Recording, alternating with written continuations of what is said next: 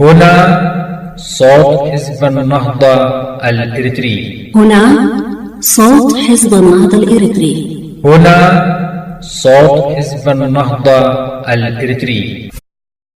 صوت حزب النهضة الإريتري من أجل إسقاط نظام الهكتف الشمولي وتعريته وإحلال البديل الديمقراطي الملبي لتطلعات شعبنا. هنا صوت حزب النهضة الإريتري، كما يعبر عن معاناة المستضعفين من أبناء شعبنا الإريتري.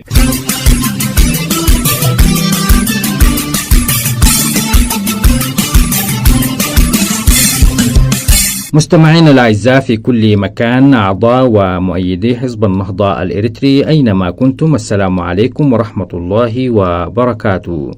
من القسم العربي في إذاعة صوت حزب النهضة الإريتري، صوت النضال المستمر حتى تحقيق أهداف شعبنا في العدالة والديمقراطية، نهب بكل مواطن إريتري حر في داخل إريتريا أو خارجها أن يكون قلعة حصينة في التصدي والصمود، وصوتا مدويا بالحق في وجه عصابات النظام الدكتاتوري الإريتري الذي يعبث بمستقبل شعبنا وأرضنا.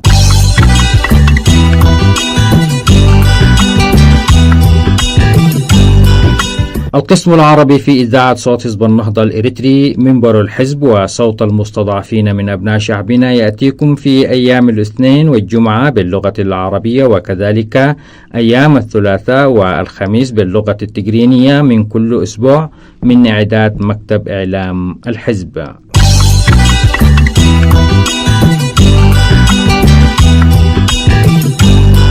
تتابعون أولى فقرات بثنا اليوم الجمعة 8 سبتمبر 2017، النشرة الإخبارية، ثم تليها فقرات من التعليقات والتقارير واللقاءات السياسية التي تسلط الضوء على مجريات الأحداث في داخل إريتريا وكذلك التطورات الداخلية للحزب.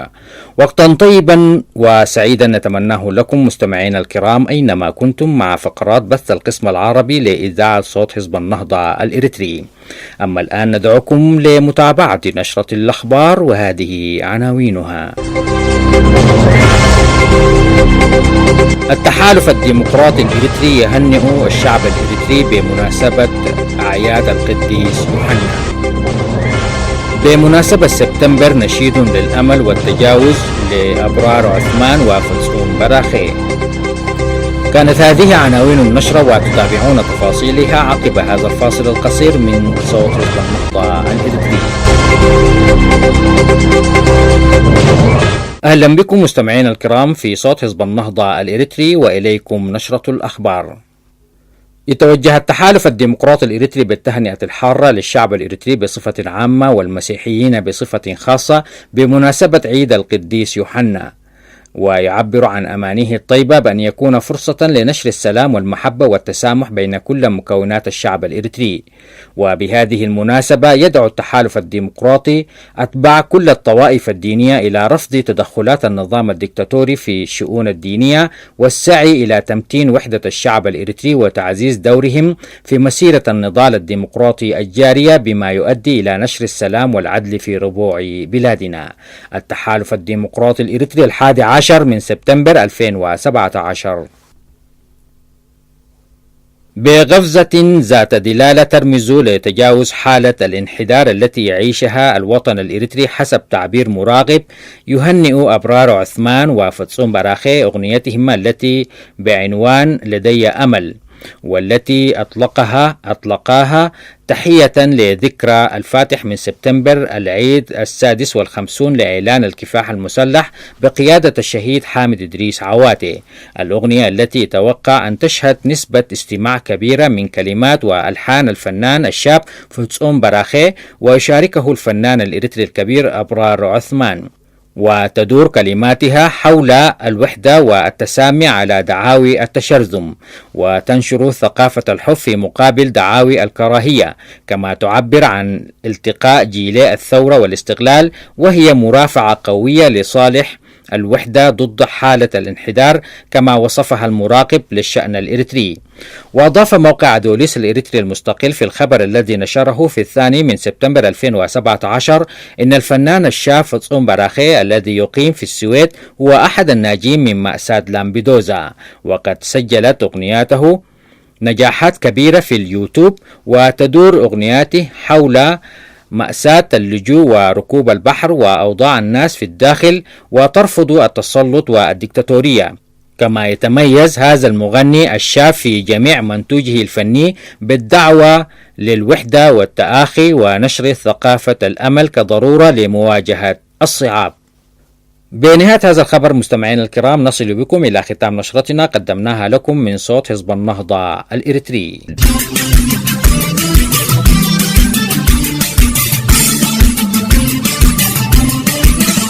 هنا صوت حزب النهضة الإريتري. هنا صوت حزب النهضة الإريتري. هنا صوت حزب النهضة الإريتري.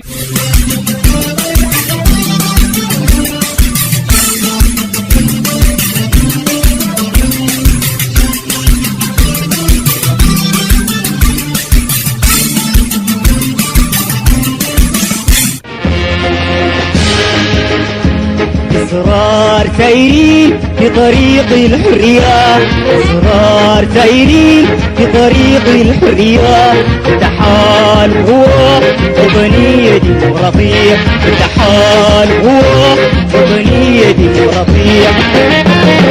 أسرار سايرين في طريق الحرية، أسرار سايرين في طريق الحرية، تحال هو وطنية ديمقراطية، تحال هو وطنية ديمقراطية. أهلا بكم مرة أخرى مستمعين الكرام في صوت حزب النهضة الإريتري، وفيما يلي تتابعون بيان التحالف الديمقراطي الإريتري بمناسبة إحياء الذكرى 56 لانطلاقة الكفاح المسلح للشعب الإريتري. أسرار سايرين في طريق الحرية، أسرار سايرين في طريق الحرية، تحال هو وطنية ديمقراطية، تحال هو وطنية ديمقراطية. أسرار سايرين في طريق الحرية، أسرار سايرين في طريق الحرية، تحال هو وطنية ديمقراطية، تحال هو وطنية ديمقراطية. نحتفل اليوم بالذكرى 56 لانطلاقة الثورة الإريترية في الفاتح من سبتمبر عام 61 و900 وألف، والتي كانت بحق محطة فاصلة في التاريخ الإريتري. وسيظل هذا اليوم محل وقفة وطنية على مر العصور لتجاوز الأزمات والمعضلات في حياة الشعب الإريتري، وقفة لتمتين الوحدة الوطنية وخيار سيادة الدولة المستقلة تسهم بقدر مادي ومعنوي في ترسيخ المشروع الوطني مع تعاقب الأجيال وتوالي الحقب. كانت انطلاقة سبتمبر بقيادة الشهيد البطل القائد حامد إدريس عواتي ثورة شعبية هبت لتحرير إريتريا أرضا وشعبا، فزلزلت الأرض تحت أقدام المستعمر وجيوشه، وكانت ردا وطنيا حاسما على كل دعاوي الإلحاق والإذلال والاستسلام. ولذلك فسبتمبر هي وقفة لقياس درجة الالتزام أمام شهداء مسيرتنا الوطنية قاطبة، وتحقيق ما كرسته مسيرة سبتمبر في تاريخنا المعاصر في صورته الكلية، وهو ما يتطلب منا جميعا أن نكون على قدر واجباتنا الوطنية والتاريخية لمواجهة التحديات الراهنة. بهذا القدر من المكانة التاريخية للذكرى نعيش اليوم مرحلة نضالية جديدة شاءت الأقدار أن نخوضها بسبب استيلاء نظام شمولي على مقدرات هذا الشعب الأبي، والذي ألحق الظلم والقمع بكل مكونات الشعب الإريتري وفاق استبداده المستعمر الأجنبي. وإننا إذ نحيي اليوم هذه الذكرى وقد بلغت كل الأشكال المعاناة الواقعة على الشعب الإريتري أقصى مدى، حيث تواصل القمع السياسي والابتزاز الاقتصادي والاعتقالات التعسفية وعمليات القتل والتعذيب، الأمر الذي أدى إلى تزايد موجات اللجوء وسط مختلف الفئات ليكونوا عرضة للموت في الصحاري والبحار. تأتي هذه الذكرى والمسيرة التي بدأتها قلة من فصائل النضال الوطني الإريتري في مواجهة النظام الشمولي، وقد صارت معسكرا وطنيا شاملا يضم مختلف أطياف الكيانات السياسية والمجتمعية والثقافية والشخصيات المستقلة الرافضة لبقاء واستمرارية هذه السلطة، كما تتنامى يوما إثر آخر فرص إحداث التغيير المأمول عبر جماهير شعبنا في الداخل. وأمام هذا التطور التصاعدي لرفض الواقع الجاري في بلادنا، فإنه من الأهمية بمكان لقوى النضال من أجل التغيير الديمقراطي أن تنظم صفوفها وتبني وحدتها على أسس ميثاقية راسخة تستوعب إخفاقات الماضي التي أنتجت الواقع الراهن، وتلبي أماني وتطلعات الشعب الإريتري ماضيا وحاضرا ومستقبلا.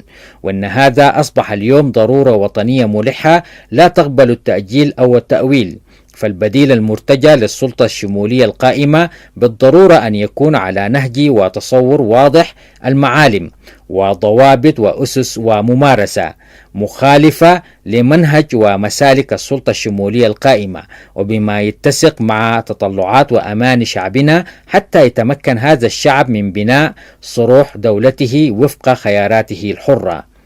إن التحالف الديمقراطي الإريتري والذي تأسس من أجل تحقيق تلك الغايات يناضل اليوم لتحقيق التغيير الديمقراطي وتكريس واقع يستعيد فيه الإنسان الإريتري كرامته وحقوقه وحريته.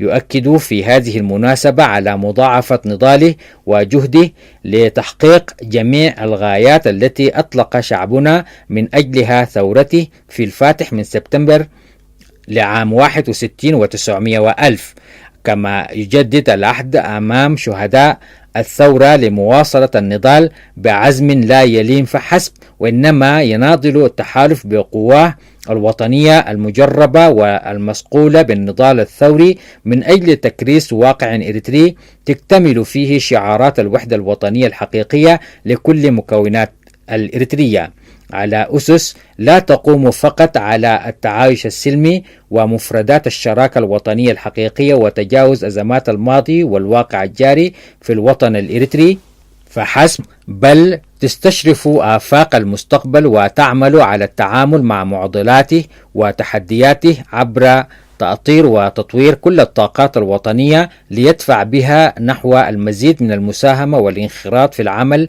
العام وبناء الوطن. إن تجربة التحالف الديمقراطي الإريتري وقواه المناضلة خلال السنوات الماضية لم تضمن للشعب الإريتري بقاء من يطالب وينادي بحقوقه المشروعة فقط، وإنما فتحت الطريق لسيادة ثقافة الحوار والشراكة بين المكونات الإريترية السياسية والمدنية المناضلة من أجل التغيير الديمقراطي، والتي توجت عبر المحطات النضالية الهامة لملتقى الحوار والمؤتمر الوطني بتأسيس المجلس الوطني الإريتري للتغيير الديمقراطي في نوفمبر عام 2011. ويثمن التحالف الديمقراطي الإريتري الجهود المبذولة في ساحة المعارضة الإريترية ضد نظام الهجدف، مؤكدا على ضرورة الوعي بطبيعة المرحلة الحرجة التي تمر بها قضيتنا الوطنية على كافة الصعود السياسية والاجتماعية والأمنية، مما يحتم علينا جميعا أن نبتعد عما يصرفنا من أهدافنا الأساسية واستعادة زمام المبادرة للتعجيل بإسقاط النظام القمعي. ويؤكد التحالف على ضرورة توفير الإمكانات والآليات اللازمة لتلبية متطلبات النضال المرحلية حاضرا ومستقبلا، ويناشد كافة قوى التغيير الديمقراطي على أهمية رص الصفوف وبذل مزيد من الجهد لتغيير ميزان القوة لصالحها في مقارعتها للنظام، وبما يؤدي إلى الارتقاء إلى مستوى التحديات والمخاطر المحدقة ببلادنا. وبهذه المناسبة يدعو التحالف الديمقراطي الإريتري الشباب وقوات الدفاع الإريترية إلى لعب دورهم الهام بالانحياز إلى جانب القضية العادلة لشعبهم المضطهد، كما يناشد المجتمع الدولي إلى تحمل مسؤولياته أزاء معاناة شعبنا المضطهد بالداخل، وما يواجه اللاجئين الإريتريين الفارين بالمئات يوميا من جحيم النظام، من مخاطر الموت في الصحاري والوديان والبحار في طريق البحث عن ملاذ آمن، وما يواجهه من معاناة في معسكرات اللجوء من مشكلات سياسية واقتصادية واجتماعية. وبهذه المناسبة يؤكد التحالف الديمقراطي الإريتري بمواصلة نضاله إلى جانب كافة قوى التغيير الديمقراطي من أجل تحقيق التطلعات المشروعة لشعبنا. وفي هذا السياق فإن التحالف لن يدخر أي جهد في إنجاح المؤتمر الوطني الثاني. وفي الختام نتوجه بجزيل الشكر والتقدير إلى كل الداعمين للتغيير الديمقراطي في إريتريا، ونخص بالشكر الشعب الإثيوبي وحكومته لما قدموه ويقدمونه من دعم للنضال الديمقراطي للشعب الإريتري، واستضافتهم الكريمة للاجئين، وتوفير فرص التعليم الجامعي للطلاب الإريتريين. النصر للنضال الديمقراطي للشعب الإريتري، المجد والخلود لشهدائنا الأبرار، السقوط والعار للنظام الدكتاتوري. التحالف الديمقراطي الإريتري الأول من سبتمبر 2017.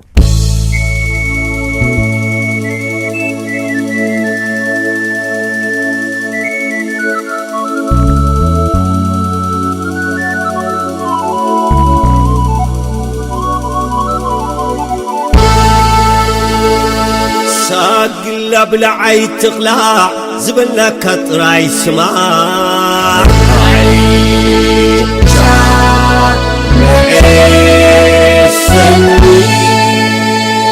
ساقلا بلعي تقلع زبلك طراي سماع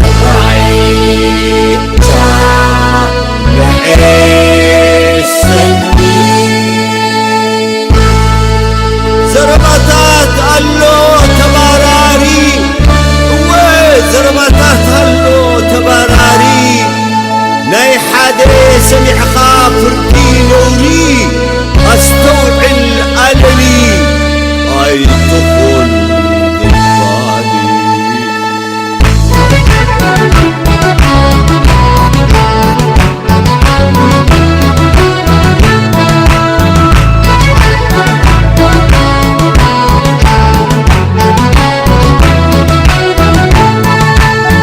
نزد اليو حراي زيد اليو انبي نزد اليو حراي زيد اليو انبي طغمو عي سختانيو اردايو هزبي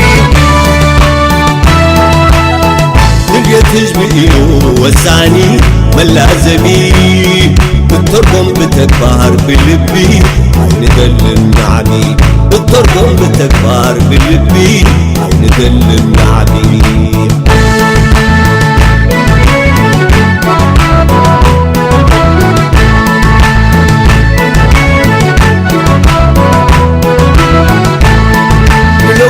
نقالس حسمناك بقع نلوطي نقالس حسمناك بقع مسلاتنا حنا تلفي سلمنتاي نطاقع ايفان كان بلو وتيرو زقافع ورا وقت بلو وتيرو زقافع بحقي القياد تحت تغل على أولاد تحت تغل على أولاد بحقي القياد تحت تغل على أولاد تحت تغل على أولاد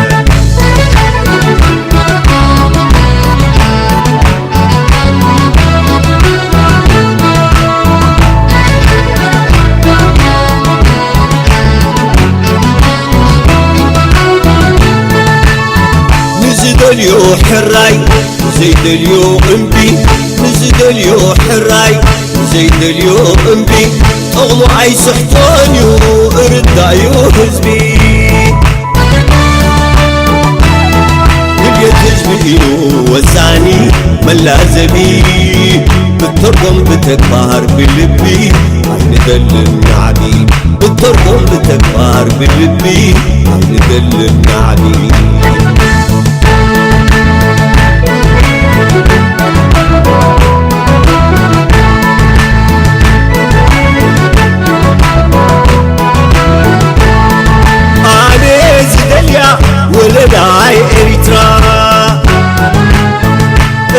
نزدليا وللاي إريترا فتح عاسين وحقرنا سلام تسافلنا زي رعدنهم كتن رقينا خنقصنا لا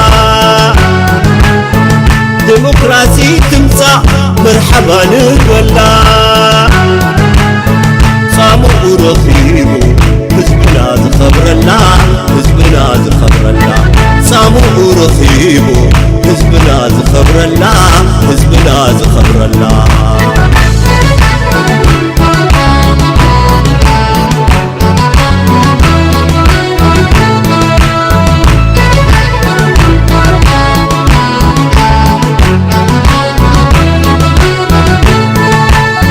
نزدليو حراي زيدليو امبي نزدليو حراي زيدليو امبي اغلو عاي سحطانيو اردايو حزبي دليت حزبينو وزاني ملازمي الترقم بتكبار بلبي ندل النعمي الترقم بتكبار بلبي ندل النعمي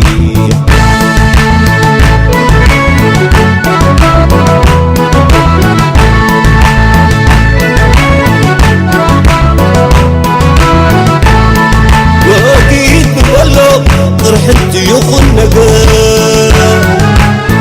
واقيت من ولو قرحت يخن نقر رايحة حداي ننسى كحواتي نعلك بابا نساني نفاقر ندحنا تزاهق نساني نفاقر ندحنا تزاهق حشوق شوخ خينبل منفسنا خي شبر حزبنا خي شبر حشوق شوخ خينبل منفسنا خي شبر حزبنا خي شبر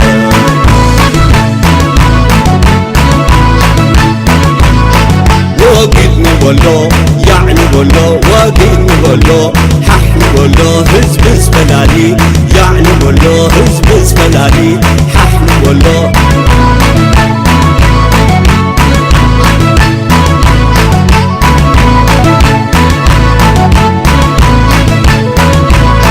واقيتني ولو يعني ولو واقيتني ولو ححني ولو حزب اسفلالي يعني ولو حزب اسفلالي ححني ولو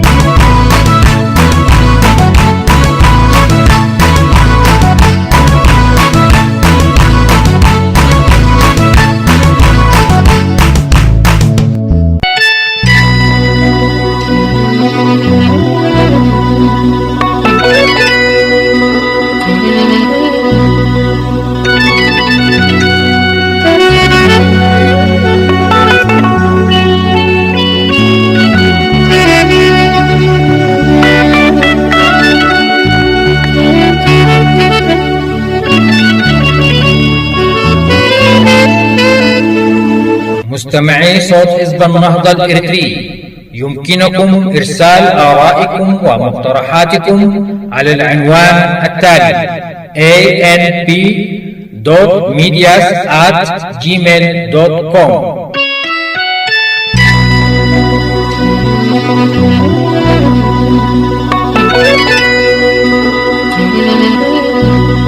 كما يسعدنا مستمعينا الأعزاء أن نرد على كل مقترحاتكم واستفساراتكم بكل اهتمام وتقدير.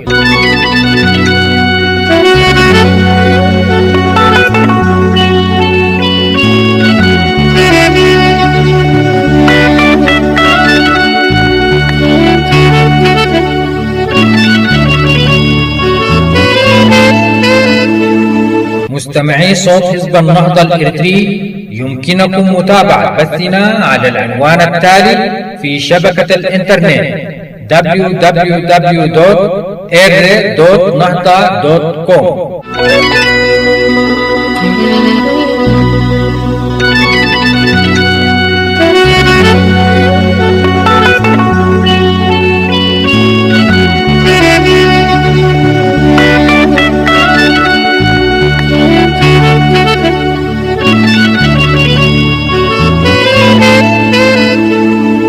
مستمعينا الأعزاء في كل مكان، متابعي برامج صوت حزب النهضة الإريتري، بنهاية هذه الفقرة نصل وإياكم إلى ختام برامجنا التي عديناها لكم من إعلام حزب النهضة الإريتري لهذا اليوم.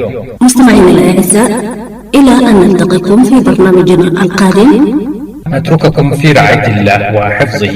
هنا صوت حزب النهضة الإريتري. هنا صوت حزب النهضة الإريتري. هنا صوت حزب النهضة الإريتري.